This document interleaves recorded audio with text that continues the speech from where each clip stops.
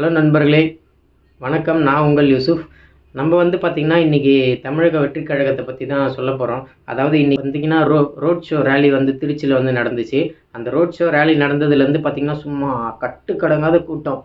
நம்ம X minister கூட சொல்லியிருப்பார், KN நேருவா, ஆமாம் திருச்சி எங்கள் கோட்டை அப்படின்னு சொல்லியிருப்பார்.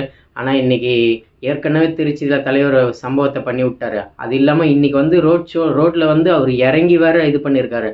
அந்த வீடியோ எதுக்காக இறங்கினாருன்றதை நான் உங்களுக்கு இந்த வீடியோவில் காட்டுறேன் பாருங்கள், ஏன் இறங்கினாருன்னு. இப்போ பார்த்தீங்கன்னா தெரியும். அந்த வீடியோவில் வரும்போது தன்னை பார்க்க வந்த ஒரு லேடியும் ஜென்ஸும் கீழே தெரியாமல் தவறி விழுந்துட்டாங்க சைடில் வரும்போது.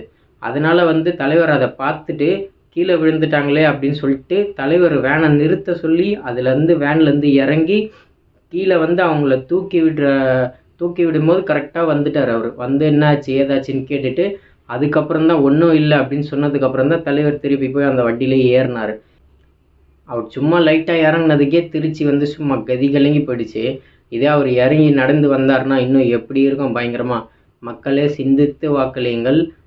நம்மளோட சின்னம் விசில் சின்னம். நம்மளோட வெற்றி சின்னமான விசில் சின்னத்துக்கு உங்களோட வாக்குகளை செலுத்துங்க.